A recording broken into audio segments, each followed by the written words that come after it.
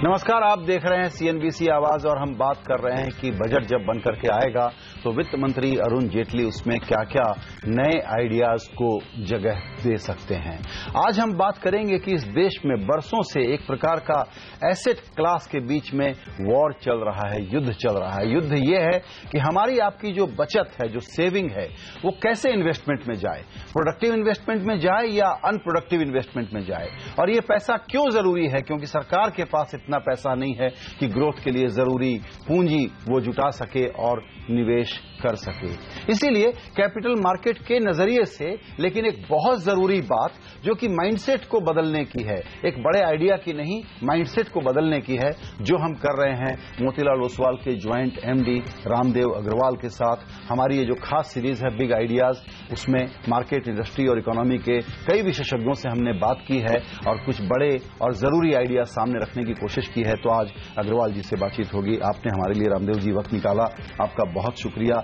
यही जो हम लोग बात करते रहते हैं, वॉर बिटवीन एसेट क्लास, ये वॉर क्यों है और ये गलती हमसे क्यों हो रही है कि हमारा पैसा फालतू के कामों के लिए पड़ा रहता है, पूंजी को निवेश में, प्रोडक्टिव निवेश में लगाने के लिए हम नहीं लाते। देखिए, कोई भी देश बनता है उसके खुद के सेविंग से बनता है। आप इंडिविजुअली बनते हैं, आप अपने सेविंग्स जो भी कमाते हैं उसके सेविंग्स कैसे डिस्पोज ऑफ करते हैं। एक तरीका ये है कि आप जाके गोल्ड खरीद लें, आप जाके कोई आर्ट पीस खरीद लें जिसमें कोई यील्ड ना हो, या आप जाके कोई फिक्स डिपॉजिट खरीद लें, बट आप आगे के ग्रोथ के लिए आप इन्वेस्ट ना करें, विच इज लाइक इक्विटीज और योर ओन बिजनेस। तो वो जो आदमी है या वो नेशन है वो स्टैग्नेंट हो जाएगा। So you have to build your entrepreneurial class and the investing. और ये चीज जो है, if you see the last 15 years data of your domestic savings and disposal, this is RBI data, आप देखें उसमें पहले अबाउट 98-99 आपका जो सेविंग्स रेट था वो करीब 25-26% था। उसमें हाउस होल्ड सेविंग था 18-19%। तो उसमें 50% use to be of that 18% household savings, 50% use to be financial savings and 50% use to be physical assets like gold and real estate and whatever. अब जाके टोटल सेविंग थी उसका आधा physical assets में और आधा इक्विटी, आधा liquid में, आधा लिक्विड में। ठीक है, उसमें से लिक्विड में कुछ पोर्शन आता था इक्विटी में और बाकी सब जाता था आपका बॉन्ड्स में, फिक्स इनकम। अब क्या रेशियो है? अब वो रेशियो बदल के क्या हो गया है, 1/3 2/3 हो गया है। 2/3 is going into fixed assets and 1/3 is coming to financial assets. तो एक तो ये बहुत बड़ा गैप हो गया। मेरे ख्याल से पता नहीं अथॉरिटीज का ध्यान गया कि नहीं गया है, बट ये डेटा उनका ही बनाया हुआ है। 2/3 सेविंग फिजिकल एसेट यानी कि जमीन और सोना बेसिकली उसमें आता है। अच्छा, ये दोनों चीजें क्या है, एट एग्रीगेट लेवल इससे कुछ पैदा नहीं होता है। आप लैंड खरीदते हैं, आप 1 करोड़ में बेचे मेरे को, 2 करोड़ में मैं बेचूं आपको, उससे देश को कुछ नहीं होना है, खाली इन्फ्लेशन बनेगा और लोगों को रहने के लिए तकलीफ होने वाली है। सो पर it is unproductive. Correct. Okay, so your all the savings are going in unproductive assets. Gold, आप 50-60 बिलियन का हर साल गोल्ड लेके आते हो, and I don't know where it is going. It is being used to harbor, rural savings. No, one is the black saving, black money. I don't think it is going in black money. It is going in rural savings. Correct. Because rural India, there is no banking. Correct. So they are all putting in gold or maybe buying another land. So and land is not being manufactured. तो होता क्या है कि वो उसी के भाव बढ़ाते जा रहे हैं आप and absorb. So entire 2/3 of the savings are going in that. Only 1/3 जो बचा आपका financial savings, उसमें भी आपका out of I think 68 lakh crores of 15 years aggregate, only 4 or 5%, that is 3.5 lakh crores in 15 years has gone to equities. ये बहुत sensational आंकड़ा है। हाँ। आप कह रहे हैं कि पिछले 15 साल में जो 68 लाख करोड़ रुपए लिक्विड इन्वेस्टमेंट में, एसेट्स में, फाइनेंशियल सेविंग्स में गए होंगे। हाँ। उनमें 3 या 4 लाख करोड़ रुपए ही इक्विटी में गए। 3,62,000 करोड़ टोटल नेट मात्र। और हम लोग कह रहे हैं कि इक्विटी मार्केट को डिपेंड किए बिना तो काम नहीं चलेगा। अब 15 साल में इक्विटी मार्केट की डेप्थ ये है। तो अब क्या है, देखिए, आप यदि 4 एसेट क्लास लें, इक्विटी, डेट मतलब फिक्स्ड इनकम जो भी लें आप उसमें, 3rd is your real estate and 4th is your gold. अब ये एसेट क्लास का वार है and authorities unknowingly have made equity very difficult to buy. Unknowingly because मतलब आप हर तरह का रिस्ट्रिक्शन लगाते हैं कि भाई आपको पैन कार्ड चाहिए, आपको ये चाहिए, बैंक अकाउंट चाहिए, चेक बुक चाहिए, 25 मतलब 7 दिन ये लगेगा, KYC करते रहें। आपको गोल्ड खरीदना है, आपको रियल एस्टेट खरीदना है, लैंड खरीदना है, कोई आर्ट पीस खरीदना। I don't think there is any issue. So what see, मैं नहीं बोल रहा हूं कि सेबी ने जो किया वो गलत है, लेकिन क्या आप दूसरे एसेट क्लासेस को भी आप देखेंगे, आपको सेविंग्स जा कहां रहेगा? भाई आपको पानी छूटा लेकिन खेत में नहीं गया तो क्या फायदा ना। सही बात। तो आपको ये देखने का कि भाई सेविंग्स जो है प्रोडक्टिव एसेट्स में जाना चाहिए। अच्छा है आपने मार्केट सेव किया, ऐसे ही आप गोल्ड इन्वेस्टिंग को भी आप सेव करिए। आपका जो 1000 टन गोल्ड आता है, आप उसका ऑडिट करिए कि साल के आखिरी में 1000 टन कहीं कहीं मेरे पास रहना चाहिए, कहां पर है। या फिर आप यदि gold holding is not good, in that case you must put some ban कि भाई 1 किलो ज्यादा या आधा किलो ज्यादा आप नहीं रख सकते, और रखते हैं तो हर साल आप ये करें कि जहां कम पैसा आ रहा है वहां ओवर पॉलिसिंग है। हाँ, जो गलती नहीं है, ठीक है, आप कर लें। And it is most desirable channel. बिल्कुल। आपका बिजनेस बनेगा कैसे बिना इक्विटी के? जो अनप्रोडक्टिव इन्वेस्टमेंट में पैसा जा रहा है, हाँ, वहां कोई पॉलिसिंग या कोई निगरानी इतनी मजबूत नहीं है कि उसको रोका जा सके या हिसाब मांगा जा सके। उसी कारण से क्या इक्विटी में पैसा जा ही नहीं रहा है, तो आपका बिजनेस बनेगा कैसे? आपको नए नए जो एंटरप्रेन्योर आ रहे हैं, it's entrepreneur society. Ultimately any nation is build up of entrepreneurs. जो एंटरप्रेन्योर्स जो होते हैं, जो नए एंटरप्रेन्योर आते हैं, जो फर्स्ट जनरेशन हमारे जो एंटरप्रेन्योर आते हैं, वो भूखे हैं, डिसएडवांटेज हैं, they want to achieve something in life. उनको आप यदि करोड़, 2 करोड़, 5 करोड़ यदि आप देंगे शुरू में, तो वो उसका ही, जैसे आज नारायण मूर्ति वगैरह जो उनको करोड़ 2 करोड़ जो आपने दिया 80s में 90s में, उसका 2 लाख 3 लाख करोड़ इकट्ठा करा रहे हो। तो वो जो मशीन जो है एंटरप्रेन्योरशिप का, वो आपको फायर अप करना पड़ेगा। उसके लिए आपको इक्विटी का एक रेवोल्यूशन होना चाहिए। As a nation we should be most preferred destination for equity. अच्छा, यहाँ थोड़ा सा डाइग्रेशन। इक्विटी कल्ट को इतने जोर से लाने के पहले अभी ये बात हो रही है, और प्रधानमंत्री जी भी कह रहे हैं कि छोटे एंटरप्रेन्योर्स को बढ़ावा देना जरूरी है। मेक इन इंडिया के लिए एक फंड ऑफ फंड बनाया गया, जिसमें सरकार पैसे डालेगी, प्राइवेट सेक्टर के लोग आएंगे, मैनेज करेंगे और उस पैसे को बढ़ाएंगे। आपको लगता है कि ये इक्विटी के पहले का बैकग्राउंड बनाने का कदम है, या इस कदम से इक्विटी कल्ट नहीं बढ़ने वाला? सब छोटी छोटी चीजों से, ये तो सामाजिक यज्ञ है, इसमें आपको सब तरह से करना पड़ेगा। आप जितना करेंगे उतना कम है, लेकिन आखिरी में जब 5 साल के बाद देखें, जब कोई फिक्स प्लान है कुछ भी खत्म हो, आज 2014 में खड़े हैं हम, जब 2020 में असेस करें तो मालूम पड़ना चाहिए हाउस होल्ड सेविंग्स यदि मान लो 24% है, उसका 10% इक्विटी में गया। ऐसा होना चाहिए, बिल्कुल, एटलीस्ट 7-8% इस टाइप। तब जाके आपको लगेगा कि मतलब यहाँ पर बिजनेसेस कोने कोने में पैदा हो रही है। तो इसको समझाना चाहिए हमको थोड़ा और, कि 24% हाउस होल्ड सेविंग का अगर 10% इक्विटी में आता है, प्रोडक्टिव इन्वेस्टमेंट में आता है, तो ये देश के लिए क्या करेगा? देखिए, एक तो पहली बात जो है, यहाँ पर एंटरप्रेन्योर्स मतलब एंटरप्रेन्योर्स भी इंकरेज लेफ्ट राइट, बिकॉज इतना ज्यादा वेल्थ क्रिएट होगा कि हमारे जो एंटरप्रेन्योर्स है, ये मेक इन इंडिया आप बोल रहे हैं, मेक इन इंडिया या आपको इंफ्रास्ट्रक्चर चाहिए, इस सबके लिए आपको इक्विटी पहले चाहिए ना। डेट तो शायद ग्लोबल मार्केट से, ग्लोबल बैंक से, हमारे खुद के बैंक से एक बार मिल भी सकता है, लेकिन आप इक्विटी कहां से लाएंगे? आप इक्विटी रिस्क कौन लेगा? एंटरप्रेन्योर जो कोई रिस्क होता है, जो सामने जो विजुलाइजेशन करना पड़ता है बिजनेसेस का, वो कौन करेगा? वो रिस्क तो आपको इक्विटी से होने वाला है। तो आपने जो रिस्क कैपिटल है उसको आपने मतलब एकदम बांध दिया चारों तरफ से, टू मेक इट सेफ। क्योंकि इसमें क्या होगा, वो 92 में हर्षद मेहता का ये होगा, see people are focusing, authorities are focusing too much only on one disaster. Correct, but लेकिन you are not seeing what it has done to the nation. कुछ गलती नहीं हो जाए के चक्कर में ओवर रेगुलेशन, ओवर रेगुलेटेड है, and other asset class are not regulated. So what is happening is, आपका जो पानी जो दूसरे जगह जा रहा है, मेरा ये कहने का कि आप उतने रेगुलेशन अदर एसेट क्लास पे रखाओ। I am not saying this is bad, ये मार्केट को सेफ किया, लेकिन other asset classes are unsafe and there enough cheating in those asset classes also. Market को सेफ करने के चक्कर में लेकिन ये भी तो हुआ है कि जिस पैसे की, जिस रिस्क कैपिटल की जरूरत है, उसको हमने होते हुए भी हमारे पास अपने आप को डिप्राइव कर दिया बहुत, और कितना मिस एलोकेशन, उसका कोई हिसाब नहीं। आप देखें मतलब जिनके पास करोड़ों रुपए है, वो सब फिक्स इनकम में आते हैं, 7%, 8%, इतना इन्फ्लेशन है, क्या पैसा कमा रहे हो? बिल्कुल कुछ नहीं, बिल्कुल वो अच्छा, आपका पे आउट कम है, आपका लाखों करोड़ कंपनीज के बैलेंस शीट में अटके हुए हैं। क्यों? बिकॉज रॉन्ग पॉलिसी, आपका डिविडेंड डिस्ट्रीब्यूशन पॉलिसी का या कैपिटल गेन्स का, people are not encourage to come here. And अच्छा देखिए, जो टैक्स पेयर्स हैं, they don't have authority to seek any relief. We feel like beggars after paying hundreds and thousands of crore tax. You feel like a beggars. आपने ये चर्चा की कि balance sheet में लाखों करोड़ पड़े हुए हैं। मेरे ख्याल से इस साल का कोई आंकड़ा हमने पढ़ा था कि 3 लाख करोड़ रुपए कॉर्पोरेट के पास कैश पड़ा हुआ है, जो लॉजिकली उनको बिजनेस में लगाना चाहिए, लेकिन वैसा एनवायरनमेंट नहीं क्रिएट हो रहा है, इसलिए उसको वो री इन्वेस्ट नहीं कर रहे हैं। वो तो फिर भी ठीक है, वो तो मैनेजमेंट को डिसाइड करना है कब कहां पर करेंगे, एक्वायर करेंगे, नया प्लांट बनाएंगे, वेदर दे वांट टू पे out dividend. That democracy and freedom management should have. But fundamentally dearth of equity, मतलब आप देखें कि लास्ट 3-4 साल में, इस साल में थोड़ा पैसा आया है, पिछले 3 साल में there is zero inflow of funds, in fact there is net outflow of the funds. तो आपका प्राइवेट इक्विटी कैसे होगा, आपका वेंचर कैपिटल कैसे होगा?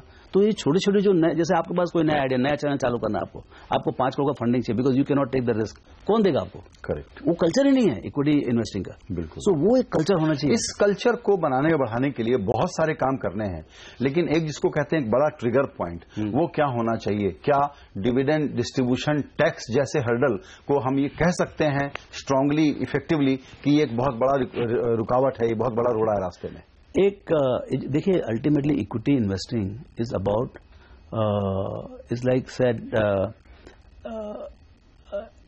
hen for the eggs, cow for the milk, stock is for the dividends. Okay, so आखिरी में जब पूरा हो जाएगा, जैसे मान लो 50 साल कोई कंपनी का हो गया, आखिरी में जो माइनॉरिटी शेयर होल्डर होता है, मतलब ये मत देखिए कि उसमें 1 लाख लोगों कोई आ रहा है जा रहा है, लेकिन आप उस 1 लाख लोग को एक आदमी समझे माइनॉरिटी और मेजॉरिटी, 2 शेयर होल्डर होते हैं, जो चालने वाला होता है आप होते हैं, उसको सिर्फ उसको डिविडेंड मिलता है। तो दिस एंटायर कहानी इज ओनली अबाउट डिविडेंड। ये जो आपका लिस्टिंग है, ये सब इतने सारे कंपनीज हैं, सब अब वो डिविडेंड को क्या है कि पहले क्या था कि इसमें बहुत सारे कंट्रोवर्सीज हैं कि भाई whether there should be double taxation और नॉट। तो वो एक बहुत लंबा सब्जेक्ट है कि after paying corporate tax you pay the dividend, तो डिविडेंड को फर्दर टैक्स करना के नहीं चाहिए।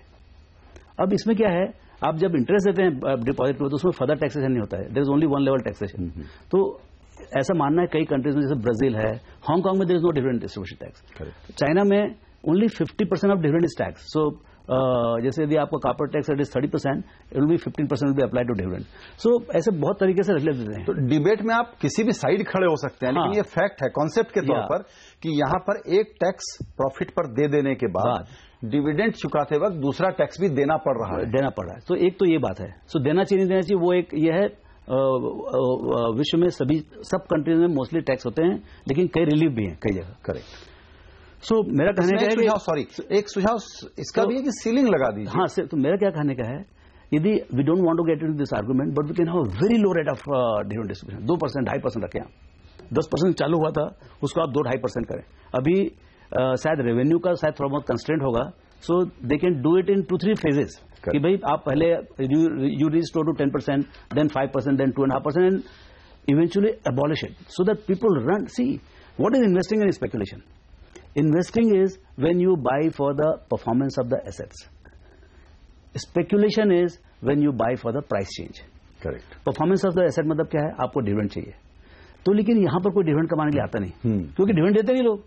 ये बहुत बड़ा फ्लॉ है। हम सब लोग कलेक्टिवली इस पर विचार करें कि यहां पर लोग प्राइस चेंज के कारण पैसा कमाने आते हैं, डिविडेंड जो कि परफॉर्मेंस पर बेसिस है उस पर पैसा कमाने नहीं आता। और अनफॉर्चुनेटली जितने अथॉरिटीज हैं, all the officers, and they are not from stock market, they are not from academy of stock market, and इतना ज्यादा रिसर्च भी नहीं हुआ यहाँ पर। सो वो उनको जो दुनिया में जो चल रहा है उसके हिसाब से करना चाहते हैं, लेकिन आज इस कंट्री का नीड इज डिफरेंट फ्रॉम, यहां पर इन्फ्लेशन 7-8% है, तो आप फिक्स इनकम देते हैं 9-10%, तो उसके सामने how do you make equity more attractive? Correct. तो उसके लिए आपको जो थोड़ी बहुत जो आप डिविडेंड देते हैं उसको तो कम आप बख्शें आप। तो आपका सुझाव यह है कि अगर एक साथ नहीं तो ग्रेजुअली आप इसको कम करें, जो बढ़ करके 10-12% से 20%। लास्ट ईयर हम सोचे थे, हम जाके से भी सब जगह हमने रिप्रेजेंटेशन किया कि आप डिविडेंड डिस्ट्रीब्यूशन टैक्स कम करिए, 15-16% से कम करिए। तो बजट जब प्रपोजल आया तो हमको लगा कि actually it is been abolished, but actually when we saw the fine print, it had been raised from 17% to 20%. इस वक्त 20% डिविडेंड डिस्ट्रीब्यूशन टैक्स देना पड़ रहा है। हाँ, तो आप 35% आप कॉर्पोरेट टैक्स भरते हैं, उसमें से भी आपने यदि मैनेजमेंट सोचा कि हम बांटेंगे कुछ, उसके ऊपर फिर 20% लगता है, तो मतलब कुछ बचता ही नहीं आखिर में। तो ये जरूरी आइडिया है भी, तो भी इस बजट में तो वित्त मंत्री शायद रेवेन्यू के कंस्ट्रेंट के नहीं करेंगे। हाँ, नहीं करेंगे वो शायद, लेकिन क्या है उस लेवल में, जैसे आप यदि 20 का आप 17 भी करें ना, तो it will give a direction, एक सिग्नल आपका हो जाएगा और आप ये कह दें साथ में कि हम 5 साल तक इसी रास्ते पर चलेंगे। हाँ, वो एक जो समझ जो है वहां पर आए अथॉरिटीज में कि भाई ये गलत है और इसको जबरदस्ती आप don't make it another corporate tax revenue mechanism, you know, it was a simplification provision. उसको अब वो कॉर्पोरेट टैक्स, उससे हो क्या रहा है, देखिए यहाँ कंपनीज जो है ना, there are all entrepreneur companies, first generation companies, उनको क्या लगता है कि पैसा बैलेंस शीट में पड़ा है या पैसा हम बांटे, क्यों मैं बांटूं, मेरे को यदि मैं 100 रुपये बांटा तो मेरे को 80 मिलने वाला है, सो मैं बांटते नहीं, तो वो बैलेंस शीट में रह जाता है। और आप बड़ी बड़ी कंपनी देखिए, जितने इंटरप्रेन्योर कंपनीज है, they don't want to distribute, and unfortunately मैं तो सबसे मिलता हूं, उनको ये भी नहीं मालूम है वो कितना कम बांटते हैं। तो वास्तविक इक्विटी कल्ट या शेयर होल्डर रिटर्न की हम बात करते हैं, इसका ये पहला दरवाजा है, पहला तरीका है कि आप अगर ये कर दें और डिविडेंड इनकम का फ्लो आना मेरे पास शुरू हो जाए तो मुझे तुरंत फायदा मिलेगा। तो जिस प्रॉस्पेरिटी की बात मोदी जी कर रहे हैं, जिस समृद्धि की बात कर रहे हैं, उसकी शुरुआत का आप कहते हैं कि एक बड़ा सोर्स ये बड़ा सोर्स होगा। तब आप जो है ना शेयर बाजार में शेयर इसके लिए खरीदेंगे और लॉन्ग टर्म इसके लिए खरीदेंगे कि आज यदि 2% 3% यील्ड है, 5 साल के बाद 10-15% भी यील्ड हो सकता है, which will be better than fix income. तो मैं यील्ड डिविडेंड कमाने के लिए बाजार में आऊंगा rather than just a speculation. जी, आपका ये एक बड़ा आइडिया है, आप लोगों से चर्चा होते रहती है। देखिए आप बहुत कुशल इन्वेस्टर हैं, आप चार्टर्ड अकाउंटेंट हैं, आपके पीछे वकीलों की फौज भी होती है सारे रेगुलेशन को कंप्लायंस करने के लिए, तो आप को कहा जा सकता है कि आप पढ़े लिखे लोग हैं, हम लोग कम पढ़े लिखे लोग हैं। उसमें भी हम लोग ये कहते हैं कि आप लोग भी टेरिफाइड हैं, आतंकित रहते हैं जिस प्रकार के कानून कायदे हैं। और एक डिबेट पुरानी चलती है जब हम लोग कैपिटल मार्केट के कॉन्टेक्स्ट में बात करते हैं, वो है business income versus capital gains. आप इसकी तो बात ही मत करें आप, मतलब it is such a terrifying kind of provision. आपने जो असेसिंग ऑफिसर को जो आपने जो डिस्क्रिशनरी पावर दे रखा है, I mean it has created, I don't know how much is a per se problem, but it has terrified the other side. जैसे मतलब वो जो बोलते हैं ना कि आपको मैं गोली मार दूंगा बिना किसी लॉ के कंस्टेंट के, तो आप गोली मारे ना मारे लेकिन हम तो लगता है हमको गोली लगने वाली है। नहीं समझे आप? सो एक there is a complete fear across कि I could be assessed for capital gains tax, sorry I could be denied capital gains benefit despite I am holding for 10, 15, 20 years, because there is some discussion, some crazy 6-8 guidelines which is you can interpret this way, you can interpret this way, you can put 50 Supreme Court judges and all 50 will give different judgments. Income tax officer के discretionary power पर लगातार बहस तो बहुत चली है। लेकिन अगर फिर वही बात है कि मोदी जी और जेटली जी की टीम अगर 21st सेंचुरी का मॉडर्न स्टेट बनाने की बात कर रहे हैं, तो उसमें इनकम टैक्स ऑफिसर का डिस्क्रिशन सुनने में एक छोटा आइटम लगता है, लेकिन आप कह रहे हैं कि बहुत ही बड़ा सीरियस गंभीर और अर्जेंट आइटम है। कैंसर है कैपिटल मार्केट है, this is cancer of capital market. If any government, this government or next government or this officers, they don't want to take notice of this, I mean that is there, I mean we have to live under that, but मेरे ख्याल से this is the biggest cancer of capital market ji, and it must be rectified. बिल्कुल। आप ये and with a proper speech paragraph that this has been the cancer of this capital market, and here I recommend that this entire discussion of capital gains being used, I mean assessed as a business income, I am taking it away. अगर ये cancer of capital markets है, तो अभी तक जो decision makers हैं, जो policy makers हैं, उनकी नजर इस बात पर क्यों नहीं पड़ी? अब वो तो हाउ दिल्ली कैसे काम करता है तो मैं नहीं बोल सकता, लेकिन ये समझ की बात है। मतलब आप लोग जैसे भी आप सामने ला रहे हैं इशू, और रेंट सीकिंग मतलब कहीं एक होता है, मतलब सब तरह से काम चलते रहता है, इतने सारे प्रोविजंस होते हैं, ये कर रहे हैं, कोई नहीं बोला सिंपली, मतलब हर तरह के व्यूज होते हैं, और ये मेरा व्यू है, I could be right wrong, only time will tell, but मेरे ख्याल से ये बहुत सारे लोग, आप जितने आते हैं सबसे पूछिए आप ये आपको प्रॉब्लम है कि नहीं, ऐसा नहीं कि मेरा ही प्रॉब्लम है, आपसे किसी से पूछिए, एवरीबडी इज टेरिफाइड, ये सबका प्रॉब्लम है। लेकिन एक काउंटर आर्ग्यूमेंट और है कि हर तरह की कमाई पर अगर टैक्स लगता है तो कैपिटल गेन्स पर टैक्स क्यों न लगे? नो कैपिटल गेन्स लगे, see we are not fighting that rate, आप जीरो टैक्स को आप निकाल दीजिए, आप बोलिए कि हम 10% टैक्स लगाएंगे या 15% टैक्स लगाएंगे ऑन कैप, आप बोलिए कि 6 महीने रखेंगे आपको 30% लगेगा, 1 साल रखेंगे 25% लगेगा, 2 साल रखेंगे 20% लगेगा, 3 साल रखेंगे आपको 15% लगेगा, और जितनी वो रखेंगे तो भी 10% लगेगा, उसमें कोई प्रॉब्लम नहीं है। But I have right, fundamental right to know what is my tax rate when I am investing. ये बहुत इंपॉर्टेंट सुझाव आप दे रहे हैं कि कोई नहीं कहता कि जीरो कैपिटल गेन्स टैक्स रखें, ये नहीं, आप शॉर्ट टर्म पे ज्यादा, लॉन्ग टर्म पे आगे चलते चलते कम, लेकिन एक लंबी विजिबिलिटी दे दीजिए. I want to pay more taxes, but I want to know what is my tax status. Correct. तो स्टेबल टैक्स रिजीम की बात हो रही है. वित्त मंत्री ने अभी कहा भी है कि स्टेबल एंड डेफिनेटिव. बिल्कुल. एम्बिग्यूटी नहीं होना चाहिए. बिल्कुल. आपका लॉ सेम का सेम है, लेकिन एम्बिग्यूटी क्या मतलब उसमें? फिर लिटिगेशन होंगे दुनिया भर के. बिल्कुल बिल्कुल बिल्कुल. इसके अलावा अगर हम अपनी बातचीत को अब समराइज करना चाहें, आपने दो बहुत बड़े सुझाव दिए हैं. एक तो business income versus capital gains की डिस्क्रिशनरी पावर को खत्म करने पे, और दूसरा डिविडेंड टैक्स, डिस्ट्रीब्यूशन टैक्स पर they must revisit and bring it down. उसको कम करें और 20 का 22 मत कर दें. बिल्कुल. तीसरा बड़ा सुझाव आपको देना हो इन्हीं बातों को जोड़ने के लिए, तो वो क्या है? अभी तो ऐसे तो कैपिटल मार्केट में बहुत कुछ हो सकता है. जैसे पर से जो मतलब जो एसेट, जो वॉर ऑफ एसेट क्लास है, मेरे दिमाग में वही घूम रहा है कि how do you advantage. I mean, यदि आप equity is safe, it is extremely well govern, but how do you make sure that money savings don't flow to other asset class? So you have to disadvantage the other asset class, which is the wrong word to disadvantage other asset class. जैसे आपको gold है, it is unproductive asset. मतलब शादी ब्याह के 25-50 ग्राम 100 ग्राम के ऊपर आपको कोई रिस्ट्रिक्शन नहीं होता, बट जो KGs and tons of gold are going, can we have some kind of reconciliation कि where exactly this whole thing is ending up? You know, there is some accountability of this entire gold and precious foreign exchange which is going. It is hurting the current account deficit, fiscal deficit, your currency, your competitive edge, your precious foreign exchange. I think, this is a very large number, $50-60 billion a year. And everybody is terrified with that number. And now with the slowing growth of exports and import of gold being there, I think you're funding whom? Miners in Africa, miners in Australia, miners in China, those who are producing gold. So, I think if you want to do Make in India, I think first you must encourage gold production in India itself, which is zero right now. There is no encouragement for gold production. And second, you have to. लेकिन फिर इसमें अपना assumption ये है कि हिंदुस्तान में gold बहुत है. बहुत, ये गोल्ड स्टडेड कंट्री है. You know, instead of equity studded, it is a gold studded country. Right. ये बताएं आप कि बेसिकली हम ये कह सकते हैं कि इस देश में वेल्थ की गंगा बह रही है. जैसे आपने कहा कि खेत में जो पानी आ रहा है वो गलत जगह जा रहा है, आप प्रोडक्टिव खेत में लेके आए, ये बुनियादी मुद्दा है.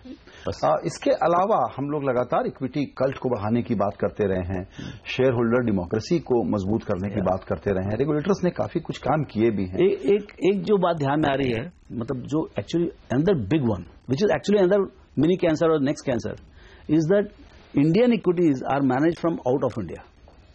इंडियन इक्विटीज, जैसे आपको अमेरिकन को मान लो $500 मिलियन आने, यहाँ तो $200-300 बिलियन है. Everything is manage from outside India, and the law is that you can not manage Indian equities from India. Can you believe this? My God, ऐसा तो कोई कर नहीं सकता है, ऐसा सिर्फ इंडिया ही कर सकता है. इसको जरा आप, बिल्कुल समय खत्म हो रहा है, लेकिन ब्रीफली फिर से समझाइए कि इंडियन इक्विटी के जो भी फैसले हैं वो हो रहे हैं बाहर बैठ करके. सब आपके फंड में Hong Kong, Singapore, Dubai, London, New York, वहां बैठे हैं. आपके जितने जो सिर्फ रेगुलेटरी कंप्लायंस के डर से या कोई इसमें पैसे का एडवांटेज? ना, कुछ नहीं. Regulatory disadvantage when you are here, बहुत सारे प्रॉब्लम आते हैं टैक्सेशन के.